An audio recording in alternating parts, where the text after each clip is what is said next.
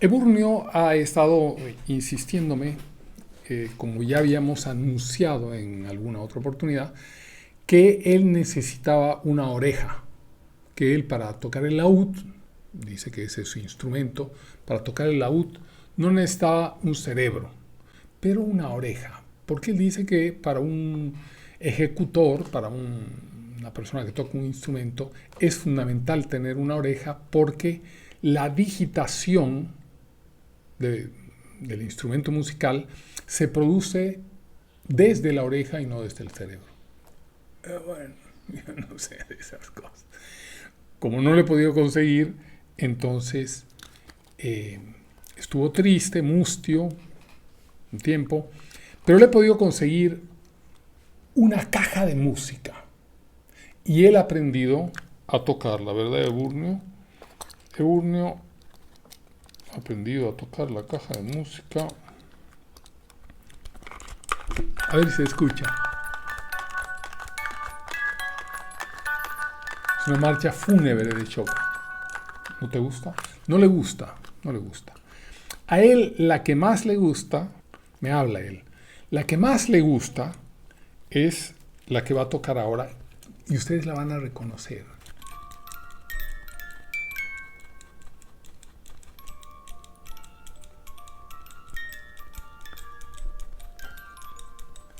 La Pantera Rosa. Estamos contentos. El tema de hoy es, anunciado ya, la traumática independencia.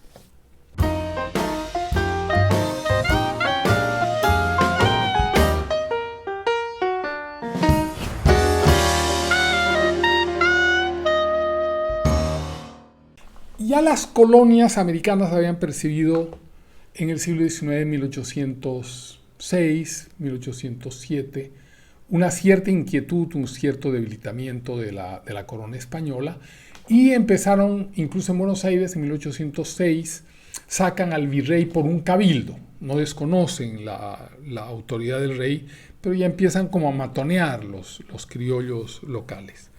No había pasado mayormente nada, de todas maneras, hasta que un buen día Napoleón Bonaparte apresa a nuestro rey Fernando VII. Eso fue tremendo. Napoleón apresa al rey y en lugar del rey pone a su hermano a gobernar España, José Bonaparte, más conocido como Pepe Botella, porque era un yuca, ¿no? Era un ebrio, Pepe Botella, y lo pone a gobernar España. Cuando nos enteramos del apresamiento del rey, no nos alegramos. El rey representaba, la monarquía representaba nuestra cosmovisión, el cohesionante del mundo, de tal manera que cuando apresan al rey, las demostraciones de dolor, de desesperación, de depresión son innumerables en las posesiones americanas. Están los testimonios en México, en Buenos Aires, en Bolivia. Bueno, en Bolivia en esa época era Alto Perú, donde se hacían romerías de un lado de una iglesia a otra, de rodillas, latigándose, convocando al Señor nuestro Dios para que pudiera interceder para la liberación de aquello que nos rompía interiormente, que nos descuajaba interiormente. Napoleón mandó a convocar a los virreinatos y a las capitanías de Guatemala y Cuba, mandó a convocar para el tratado del Estatuto de Bayona. Y por supuesto nosotros, ¿qué cosa? ¿Cómo es posible? Me has quitado mi rey y ahora te quieres hacer, ¿no?, el que me estás convocando, pues yo no voy a ir. Incluso Murat, que era un general de Napoleón, fue a México y a Venezuela y no lo dejaron desembarcar, porque no querían ni hablar. O mi rey me devuelves o nada. Eso era diametral. Pasan los días, pasan los meses, pasa un año y en 1809, ya sin rey, le empezamos a mirar al poder. No había madurado en nuestro continente la capacidad de hacer una revolución. ¿Por qué tiene que madurar una revolución? Porque tú para hacer una revolución necesitas un órgano, un instrumento, una mirada, una cosmovisión de recambio. Tú no puedes hacer una revolución y después no saber qué hacer. He ahí el gran asset, el gran poder de inteligencia cubana, porque cuando estos populistas hacen una revolución y después no saben qué hacer, les dan un manual y les dicen, tienes que ir para acá, tienes que hacer esto, tienes que controlar acá, no, los desinstalan como ya hemos visto, de Occidente para instalarlos en Oriente, y después de que otro nos diga, y de que otro sea quien nos diga cómo manejarnos. Entonces, en 1809 ya empieza Chuquisaca, Bolivia, La Paz, Bolivia, a enfrentarse al rey. Y empezamos a verle que hay mucha debilidad, que no hay rey. Y en 1810 los argentinos van donde el virrey Cisneros y le dicen, joven, ¿a usted quién lo ha nombrado virrey? Y el virrey Cisneros dice, el rey. No hay rey, le dice. Sí, está preso. La corona. No hay corona. Acaba de ser derrotado el ejército español. Bueno, había llegado la noticia a América de la derrota del ejército español. Esto es una historia muy larga, ¿no? No tenemos tiempo. Pero nosotros habíamos colaborado con las Cortes de Cádiz. Nosotros los americanos habíamos colaborado con las Cortes de Cádiz para reconstruir el ejército español y enfrentar a los franceses. Bueno, los franceses nos hicieron pomada allá. Pero una vez que habían derrotado al ejército español, cuando llegan las noticias acá, nos damos cuenta y empieza a actuar la astucia. Si este tipo que está en el poder no lo nombra a nadie, yo me puedo hacer del poder. Y ahí empieza el tráfago de la guerra de la independencia. No es maduración, no fue maduración, puede haber sido una maduración del deseo de poder, pero no era maduración de una sociedad, de una clase alternativa como la burguesía que va a tomar el poder de manera perdurable. Fue una actitud oportunista. Me está acariciando por el regalo de la Pantera Rosa musical. Triunfamos. Al triunfar, triunfamos en la guerra de la independencia. ¿Qué hacemos ahora? ¿Qué hacemos con el poder? ¿Cómo lo organizamos? Porque una cosa no es triunfar una guerra y otra cosa es ponerse a organizar el poder. ¿Cómo organizamos las instituciones, el mando? ¿No? ¿Quién manda? ¿Cómo son los parlamentos, los congresos? Es bueno señalar que durante el virreinato, habíamos vivido en una quietud dialéctica, 300 años. ¿Qué significa una quietud dialéctica? Que no habíamos estado en choque con las grandes transformaciones que sucedían en el mundo europeo, que era nuestro cordón umbilical que nos alimentaba. No estábamos aislados, éramos una probeta. No estábamos al tanto de que la Tierra gira alrededor del Sol, no estábamos al tanto de Descartes, no estábamos al tanto de la hilandera mecánica, no estábamos al tanto de todo lo que estaba pasando. Nos llegaban libros de los liberales europeos, pero después roce así, experimentar, madurar en los sucesos del mundo, no. De tal manera que cuando se produce la guerra de la independencia nosotros estamos en babias. Habíamos leído cosas, pero no, pues, imagínate crear a alguien leyendo cosas en un castillo de la pureza, encerrado. Cuando sale al mundo y ve un auto que pasa y una moto y la bulla que hace la gente con la bocina, se enloquece, ¿no? Entonces, al triunfar, saco una página, tengo aquí mi guía, ¿no? Para lo perdurable de la construcción sistémica, que ya no es la guerra, al triunfar, nosotros nos traemos de Estados Unidos la Constitución americana. Y por supuesto nos aliamos a los enemigos de España. Habíamos derrotado a España, ¿con quién nos vamos a aliar? Con sus enemigos. Traemos la Constitución norteamericana y empezamos a editarla, ¿no? Dame la 3 de la Constitución norteamericana, en la mía se va a llamar la 8. Y construimos la historia argentina, la historia venezolana, la historia mexicana, la historia peruana, la historia boliviana, traen la Constitución norteamericana y la adaptan. Pero además traemos todos los cuerpos del derecho civil, derecho penal, derecho familia, todos los derechos napoleónicos nos los traemos, porque no tenemos recursos intelectuales para armar una sociedad. Entonces, todo lo tenemos que traer. Pero ese dislocamiento del yo, porque al final trayendo todo esto en un espíritu español hiper tradicional, porque por lo menos los españoles de allá, peninsulares, estaban en el choque con la reforma protestante, ¿no? No importa que dijeran no, pero estaban, ¿no?, en dinámica con ellos. Nosotros ni enterados. Entonces, cuando llegan todos estos aparatos, nosotros también queremos transformarnos a nosotros mismos. No sabemos quiénes somos porque hemos negado nuestra españolidad. Parte del proceso de la independencia es decir, no, ya no somos españoles, nosotros somos independientes, somos bolivianos, argentinos, guatemaltecos, mexicanos, ¿no? Maravillosos. Acabamos de nacer de gajo, no de vientre, no de la historia. ¡Pah! Un corte y de ahí nacemos nosotros. Entonces, al importar todo eso, también importamos formas de ser. Entonces cambiamos usos y costumbres, ¿no?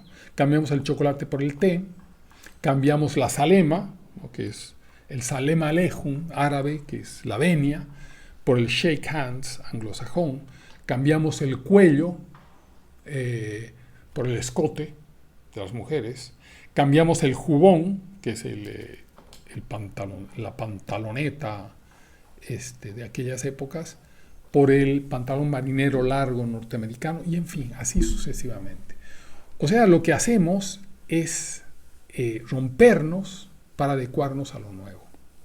Las importaciones, de todas estas importaciones de estética, de usos, de costumbres, de leyes, en vez de nutrirnos, nos quebraron, nos mutilaron. No digo que eso esté mal, no digo que quebrarnos o mutilarnos a una gente que ha estado 300 años en una quietud dialéctica. En esos 300 años, salvo las sublevaciones indígenas de Tupac Katari y Tupac Amaru en el siglo XVIII, no había pasado nada, o sea, había cosas menores. No, pues comparado con la guerra de los 100 años, Europa, la guerra de los 30 años, Holanda, Bélgica, 1 millón de muertos, ¿no? Nada comparable con eso. Nosotros estábamos seda y creemos hoy que ese era el peor periodo de la historia. Y la independencia con su triunfo nos mete en un tráfago de 200 años de inestabilidad política. 200 años de inestabilidad política. Hasta hoy.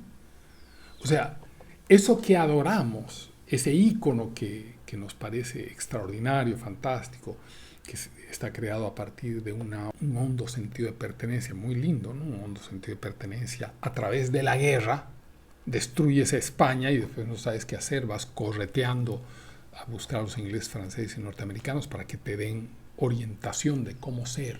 Eso es grave porque a partir de la construcción de la República hemos caminado, poniéndole todos los esfuerzos, todos los kilocalorías a la construcción de una república que aún hoy, 200 años más tarde, no la terminamos de construir. Bien, pero para ver, cuando nos queríamos transformar, es muy importante para transformar cualquier cosa, saber qué es o quién es. No se puede transformar algo que no se sabe en algo que sí se sabe. No puedo transformar en un tocadisco en un tren, digamos. Podría hacer algún esfuerzo. Entonces, ¿quiénes somos? Cuando decimos que somos españoles, te dicen, sí, pero también somos indígenas. Sí, pero hegemónicamente españoles. Los que traen a Occidente, los que dan la religión a nosotros, a los indios, a los negros, es la religión española. La que nos da la noción de ser señoriales, hijo de algo, hidalgo, es lo español. Los que nos dan la economía aristocrática del ocio, ¿no? Son los españoles. Entonces, cuando decimos, pero no sabemos nada de los españoles, o sea, decimos que no somos españoles, a pesar de que nos apellidamos Rodríguez, Pérez, Martínez, ¿no? Y todos los apellidos vascos. Los vascos dicen que tampoco son españoles, pero puta, cuando vinieron a América, todas las calles de América Latina tienen nombres vascos, Ibarturri, Rirri, todos esos apellidos vascos, complicados, ¿no?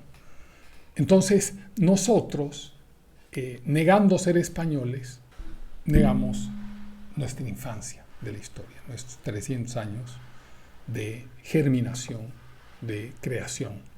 Y cuando afirmamos ser españoles, resulta que no conocemos quiénes somos. Conocemos a Recaredo, a Rodrigo, conocemos toda la evolución de las invasiones bárbaras por España, que hacen la España de hoy, la invasión de los visigodos. Todo eso somos nosotros. Isabel la Católica, los Borbones, después. ¿Cómo vamos a conocernos para transformarnos si no sabemos quiénes somos? Y de pronto ahí pendulamos, ¿no? Lo que hablábamos en el programa pasado, en esa pendulación de lo que somos a lo que queremos ser, pendulamos, somos indígenas. Entonces, negamos lo español. Entonces, nuestra estirpe es así. Cromañón, avanza, chipchas, incas, aymaras, puntos suspensivos, oscuridad, oscuridad, oscuridad, independencia. En la independencia nacemos. Entonces Evo Morales y Fidel Castro recuperan la independencia, Martí, Evo Morales y Bolívar, Chávez, Bolívar, porque es una épica, pero no genera lo que estábamos esperando. Porque si la independencia hubiera resuelto todo, no la estaríamos criticando. No habría ninguna razón para pensar que fue un momento traumático. ¿Cuáles son los dos elementos traumáticos de la independencia? Uno, no identificarnos como españoles. Ya saben de este otro programa que no voy al consulado español porque son un fastidio de gente y te ladran para darte una visa y uno va a ir de turista a gastar su plata. Pero es otro tema. Ya nosotros los americanos en estos 200 años somos diferentes siendo españoles. Pero entonces, el primer hecho traumático es que no queremos ser españoles y el segundo hecho traumático es la fascinación por la independencia. Ahora, ¿qué es un trauma? Un trauma es un suceso, un momento durísimo que le pasa a una persona o a una sociedad que lo desestabiliza, que lo llena de horror, que lo descoyunta. Y la psique, para no estar sufriendo con esa presencia, con esa memoria todo el tiempo, y no lo puede borrar, lo desplaza a un lugar recóndito de la mente, donde lo disfraza, le pone una careta para mantenerlo como un buen recuerdo, un recuerdo más o menos, o una farsa, digamos. El problema es que el trauma no deja de actuar, el trauma es como inteligencia cubana, ¿no? Sigue actuando desde la sombra y sigue manejando el comportamiento del individuo o de las sociedades. Por eso el hecho traumático es un hecho tan condicionante y sobre el que hay que trabajar permanentemente para ver cómo se supera. Mientras nosotros no superemos el trauma de origen, que es el amor irresistible y fanático por la independencia que nos mete en 200 años de líos, más no soy español y por lo tanto nazco en el siglo XIX, mientras no superemos eso y empecemos a indagar otras cosas, no podremos tener un futuro donde el querer ser o el ser hegemonice un camino largo que nos permita construir sociedades mejores. Eurnio está feliz, él hace, ¿no?, musculatura y se despide.